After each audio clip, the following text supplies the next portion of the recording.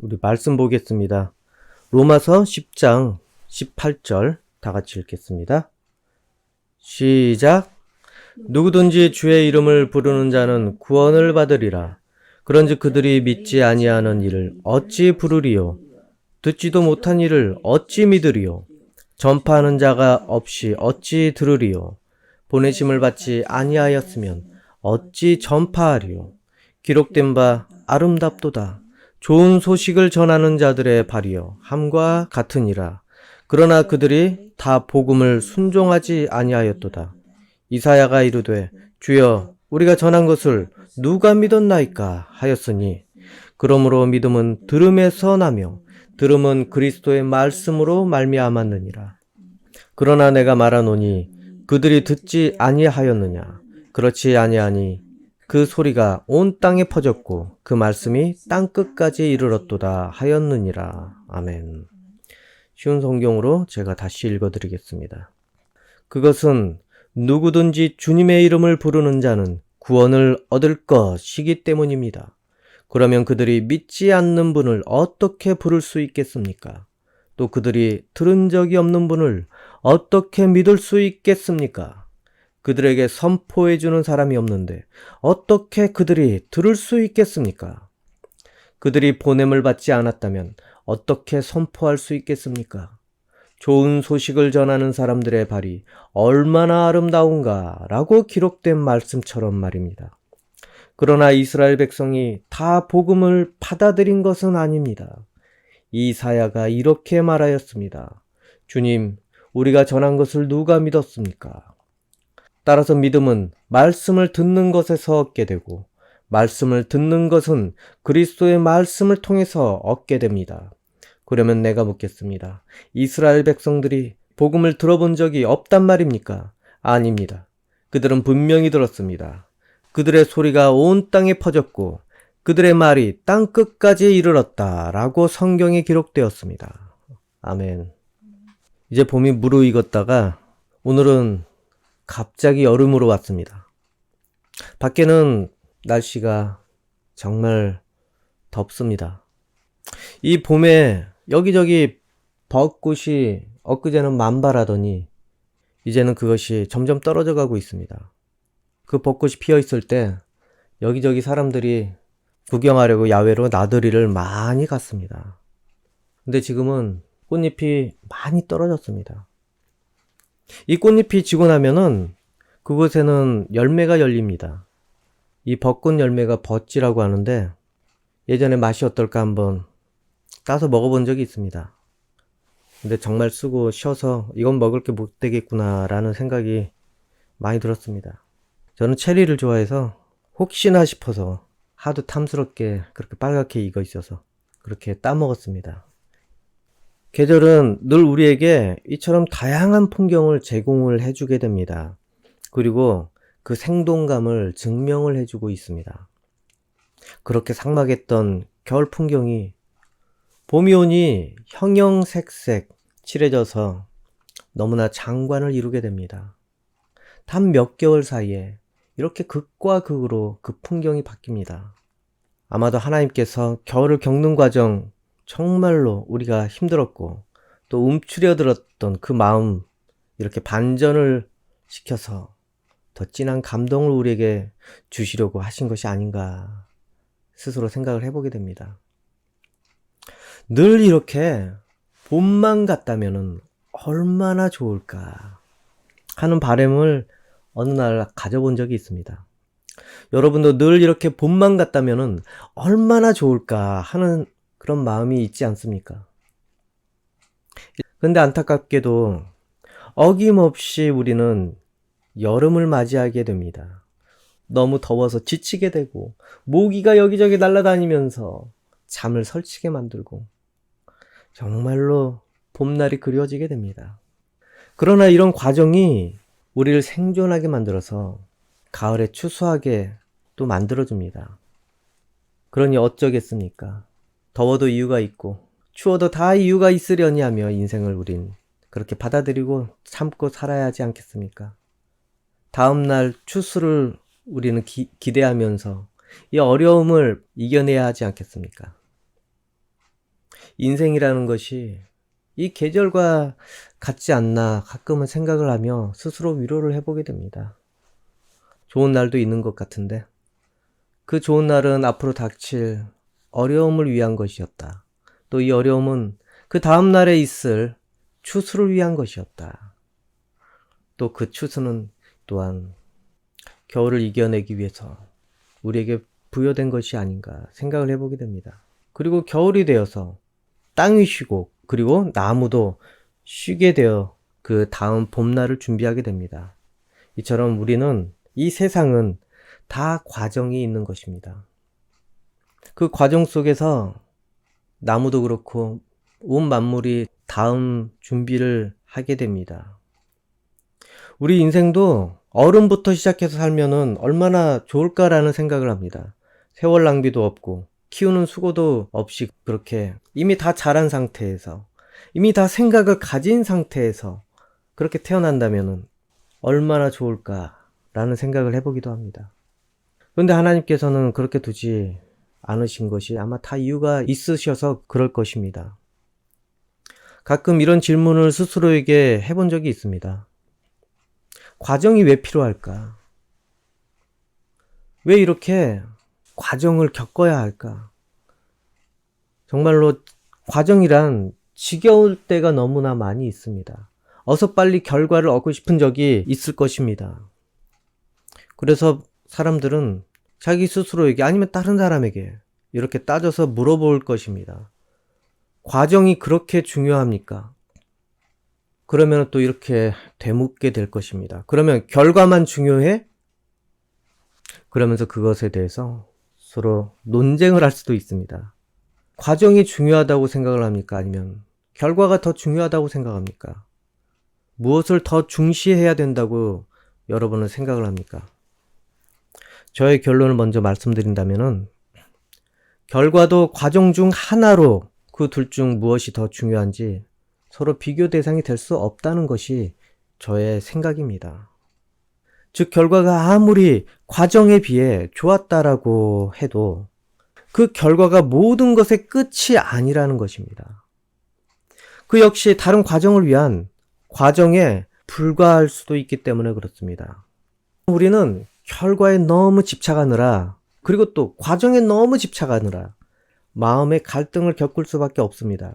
근데 왜 그렇게 갈등을 겪습니까? 하기 싫거든. 귀찮아서. 그래서 자꾸 왜 해야 되는지 스스로에게 따져 묻거나 다른 사람에게 시키는 사람에게 따져 묻고 아마 그럴 것입니다. 이 과정과 결과 그 둘 중 하나를 자꾸 저울질해서 해야 되는 그 과정을 자꾸 벗어나서 자기 멋대로 하고 싶은 그런 마음 때문에 정상적인 과정을 자꾸 회피합니다. 부담이 되기 때문에, 지겹기 때문에. 그래서 자기 편한 대로 그 과정을 만들어버리고 결과만 어떻게 얻기를 바라는 그런 것이 많이 있을 것입니다. 그런데 중요한 것은 무엇이든 간에 제대로 된 과정이 없이는 좋은 열매도 얻을 수 없는 것이 이 세상의 이치라는 것입니다. 그리고 모든 과정은 분명히 그 열매를 보게 되어 있습니다. 물론 2번, 3번 헤매더라도 그 헤맨 값을 할 수밖에 없다는 것입니다. 그리고 그 과정을 태만히 하며 그렇게 이리저리 회피했더라도 그 대가는 피할 수 없다는 것, 그것이 세상의 이치입니다. 물론 이리저리 회피하며 살 때는 그나마 또 기대는 할 것입니다. 그러나 세상의 이치는 자기가 놀면 그 논대로 그 결과에 적용이 된다는 것입니다. 오늘 본문을 보겠습니다. 구원에 대해서 나옵니다. 누구든지 주의 이름을 부르는 자는 구원을 받는다는 그 결과, 구원을 받을 것이라는 그 말이 오늘 성경에 나와 있습니다. 이방인이든 유대인이든 그것에는 차별이 없다는 것입니다. 예수님을 믿는 그 믿음의 과정 중에 이방인이든 유대인이든 어찌되었든지 간에 예수님의 이름을 믿는 그 과정을 통해서 구원의 열매가 맺어진다는 것입니다. 그런데 문제는 이방인은 오랜 세월 동안 하나님에 대해 모르며 살았고 또 우상을 섬기며 그렇게 살았는데도 어떻게 예수님 이름을 한번 믿는다고 해서 그렇게 하나님께서 구원을 결실로 주느냐? 이것이 문제입니다.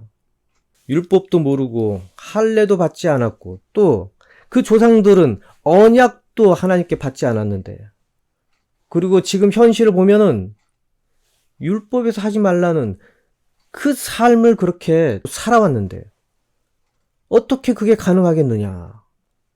유대인의 기독교인들이 이것을 보니 얼마나 억울하겠습니까? 이 이방인 형제 자매에게 곱지 않은 시선을 계속 보냈을 것입니다.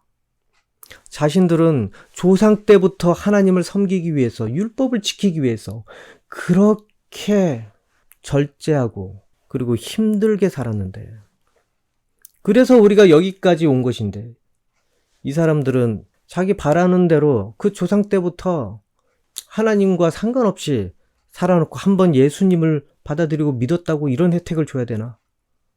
억울할 것입니다.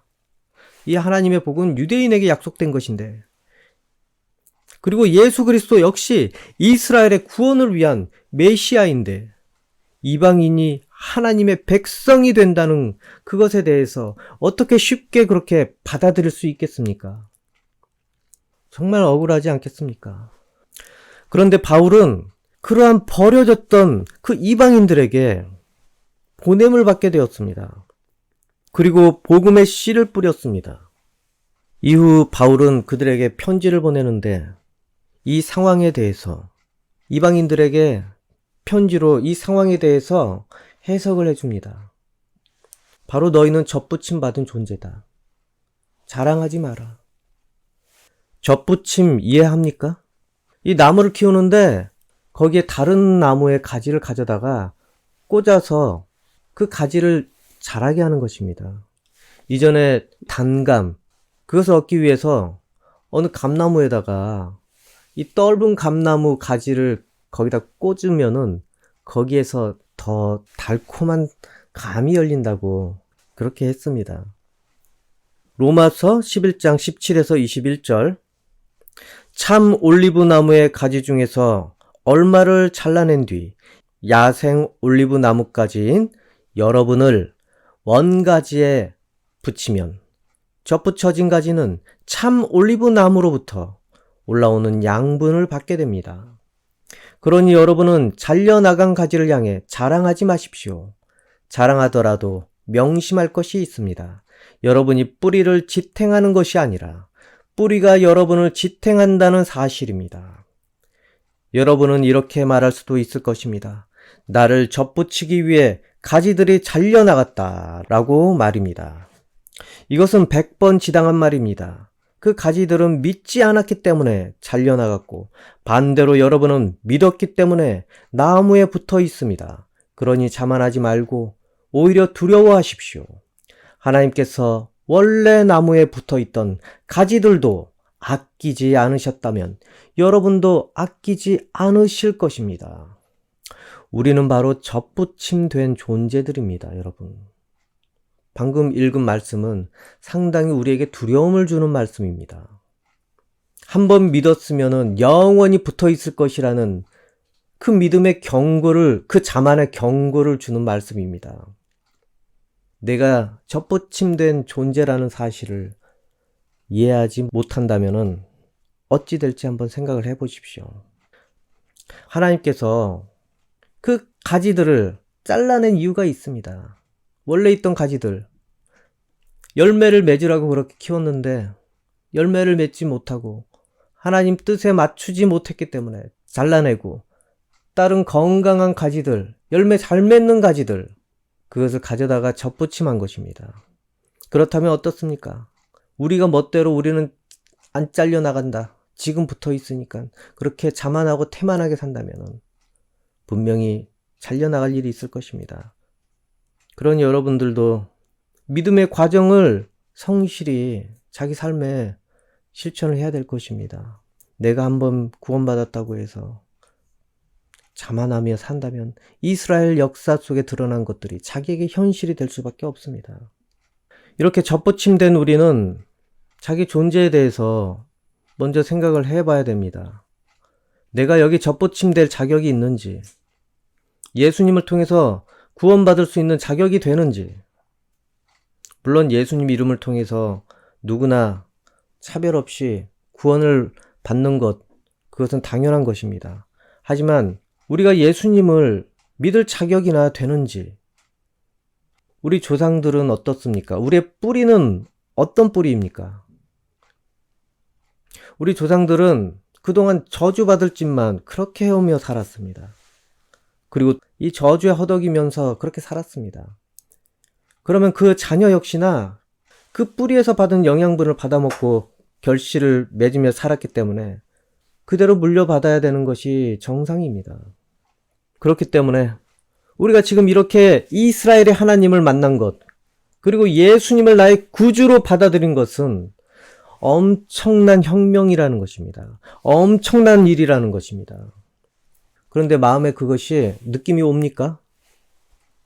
그렇게 큰 감동은 아마 없을 것입니다.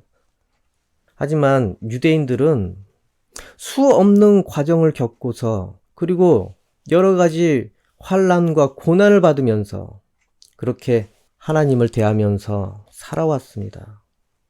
그리고 예언대로 메시아 예수님을 만나게 되었습니다. 그렇게 메시아가 그들에게 허락이 되었는데, 근데 결과는 예수님을 죽였습니다. 안타깝지 않습니까? 모든 어려움과 시험을 겪으면서 하나님께서 변화되기를 바라면서 그들을 기다리셨는데, 정작 그들은 메시아를 몰라봤습니다. 좋은 결실을 맺을 수 있는 기회가 왔는데, 하나님의 구원이 왔는데, 이제 그동안 그 환난과 걱정, 이제 고생 끝, 그 메시아 이제 드디어 왔다. 그런데 그들은 정작 거부했습니다. 오히려 죽였습니다. 하지만 이방인들은 어떻습니까? 정말로 얄밉게도 그 기회를 딱 잡아서 예수님을 믿어버렸습니다. 그동안의 이 유대인들, 그동안의 모든 것들이 물거품이 되어버렸습니다. 그리고 오히려 자기들이 잘려나간 덕분에 이방인들이 그 혜택을 얻게 된 것입니다. 그렇게 하나님을 대적하고 그렇게 하나님의 말씀과 상관없이 살았던 그런 사람들이 그 메시아를 받아들여서 구원을 얻는 그 혜택을 누리게 된 것입니다. 그렇다면 우리는 과정도 없이 좋은 결과를 그렇게 맞고 있는 존재들이 아닙니까, 여러분? 하나님께서 이스라엘 백성에게 험난한 과정을 겪게 하고도 실패한 결과에 처한 것이라고 그러면 우리는 생각을 해야 됩니까? 무엇도 속단하지 마십시오. 아닙니다. 우리는 그들이 겪은 과정을 이어받게 된 것입니다. 그 광야를 지나 하나님의 인도하심을 따라 가나안에 입성한 모든 과정이 바로 우리의 과정이 된 것입니다.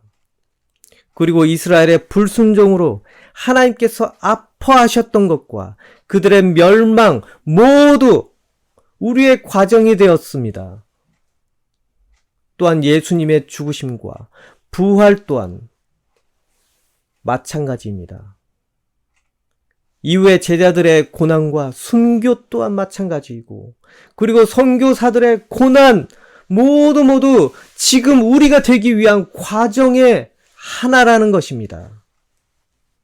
우리가 그것을 느끼든지 아니든지 그 과정 속에서 여러분이 지금 이 자리에 앉아있는 결과가 오게 된 것입니다. 우리가 주 예수님을 주님으로 시인하고 따르면서 이스라엘의 구원의 과정들이 모두 우리의 과정이 된 것입니다.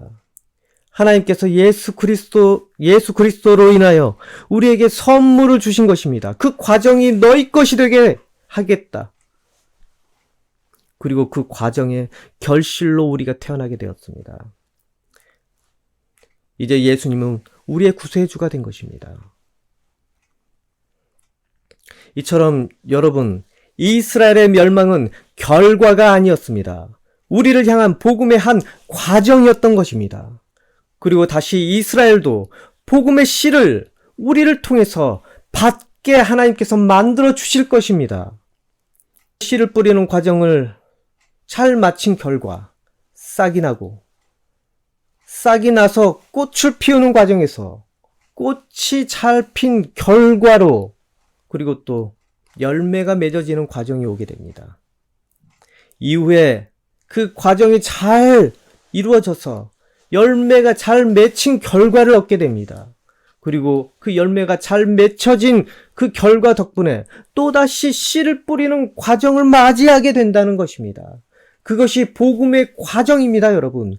구원도 그런 식으로, 그런 과정으로 전 세계에 그렇게 오게 됩니다. 우리는 그 나무에 상처를 내서 접붙임된 존재들입니다. 어느 하나 내가 발에서 그 과정을 겪게 된 것이 아닙니다. 하나님의 그 자비하심과 하나님의 긍휼하심을 통해서 우리가 그 상처난 나무에 붙여진 것입니다, 여러분. 어느 하나 과정이 없는 결과가 없습니다. 어느 하나 결과가 없는 또한 과정이 없습니다. 과정이 있으면 결과가 분명히 있어야 되는 거 아닙니까? 결과를 바라기 때문에 그 과정을 걸어가는 것 아니겠습니까? 근데 결과도 없는 과정을 누가 걸어갈 마음이 있겠습니까? 이처럼 과정이 있다면 분명히 결과를 만나게 되어 있습니다. 그 결과 역시도 과정이 분명히 필요하게 됩니다. 지금 여러분이 어떤 인생의 과정을 겪고 있는지 잘 모르겠지만 여러분 그 인생의 작은 과정 하나하나마다 결과를 반드시 만나게 될 것입니다. 그리고 그 결과대로 다음 과정이 또 결정이 될 것입니다. 그리고 그 과정은 자기가 바라지 않더라도 시작이 될 것입니다. 힘든 과정 중에 있다면 그것을 어떻게, 어떤 결실로 맺을지 여러분 고민을 해보십시오. 그 고민과 선택에 따라서 여러분은 정말 다른 과정을 겪고 걸어가게 될 수도 있습니다. 그리고 다른 결과를 만나게 될 수도 있습니다. 그 결과는 또 다른 시작이 될 것입니다.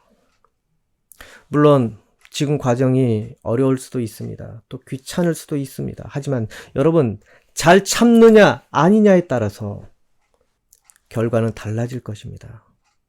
분명히 올바로 분별을 하고 판단을 해야 될 것입니다. 지금 현재의 결과가 비록 초라하지만은 끝까지 포기하지 않고 열심히 사는 자, 분명히 그 덕분에 더 확실한 과정을 만나게 될 것입니다. 늘 처음은 다 초라합니다. 처음부터 완성된 존재로 이 땅에 오지 않고 완성된 존재로, 완성된 실력으로 시작하지 않습니다. 그것을 통해서 분명히 향상된 그 날을 만나게 될 것입니다. 그리고 믿음 생활 중에 시험을 만나는 경우가 너무 많이 있습니다. 은혜보다는 상심하고 그리고 또한 탄식하며 그렇게 믿음 생활을 하는 경우가 많이 있습니다. 하지만 그럼에도 불구하고 하나님을 떠나지 않고 끝까지 기도를 포기하지 않고 말씀을 내려놓지 않는 자, 또한 교회 공동체에서 예배를 쉬지 않고 큰 믿음을 지키려는 그러한 자들은 하나님께서 여러분의 과정에 동참하여 주실 것입니다.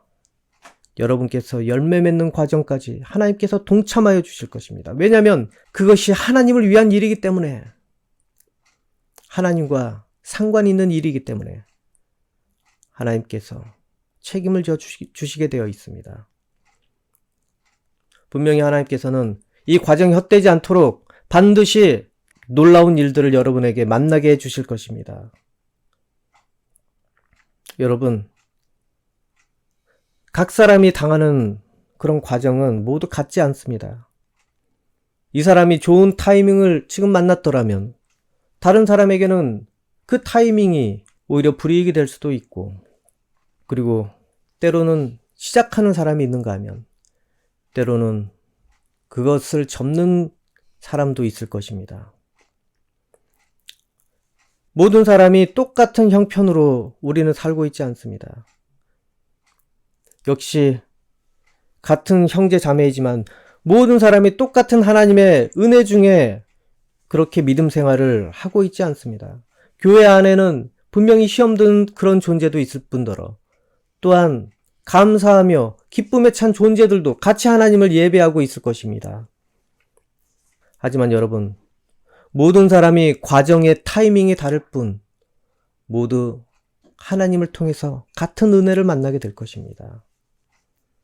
고난당하는 분이 있으시다면 예수님을 한번 생각을 해보시기 바랍니다. 예수님께서 십자가의 과정이 얼마나 부담이 되고 두려우셨으면 땀이 핏방울이 될 정도로 계속 기도를 하셨겠습니까? 그리고 십자가에 달리시면서까지 그렇게 애통하셨겠습니까? 여러분, 고난의 과정 끝에 드디어 부활의 영광이 오게 된 것입니다. 그것을 여러분 아시기 원합니다. 그리고 우리에게 그 과정 덕분에 이렇게 복음이 우리에게 전파된 것입니다. 그리고 우리가 그것을 듣고 믿게 되는 과정이 또한 우리를 구원의 길로 인도하게 된 것입니다. 모두 하나하나 작은 과정들 그것들이 결실을 맺게 되는 결과로 오게 된 것입니다. 여러분, 오늘은 누구도 자신의 말을 들어주지 않을 수도 있겠지만은 내일은 달라질 수도 있습니다. 점점 더 나아진 그런 말을 하게 되기 때문에 그렇습니다.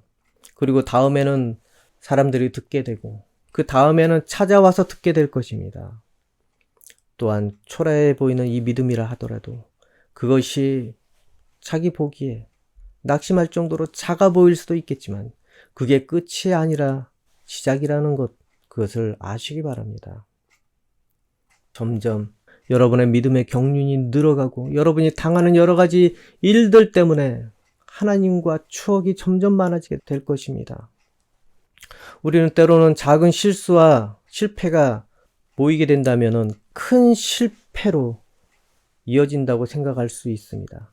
하지만 중요한 것은 끝까지 시도하고 그 실패와 그 실수를 수정하고 멈추지 않는다면 그것이 성공의 과정이 될 것입니다. 부디 전하는 것을 여러분 멈추지 마십시오.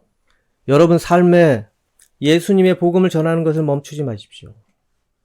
그리고 여러분의 생활 중에서도 무엇이 옳은지 그 옳은 대로 시도하며 그리고 낙심하지 마십시오. 과정을 포기하지 않고 계속 자기의 옳은 모습을 살아간다면 여러분은 언젠가 반드시 그 혜택을 보게 될 날을 만나게 될 것입니다. 또한 하나님을 믿는 믿음 또한 여러분 포기하지 마시고 끝까지 하나님께 간구하고 기도한다면 여러분의 구원의 여정이 더 큰 은혜의 과정이 될 것입니다.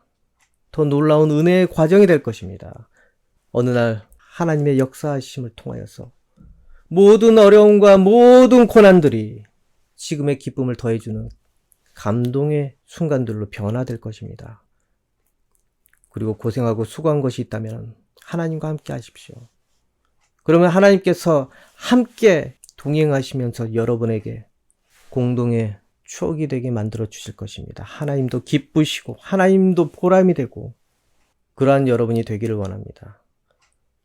어느 날 성공의 눈물로 감동할 날이 올 것입니다. 기도하겠습니다.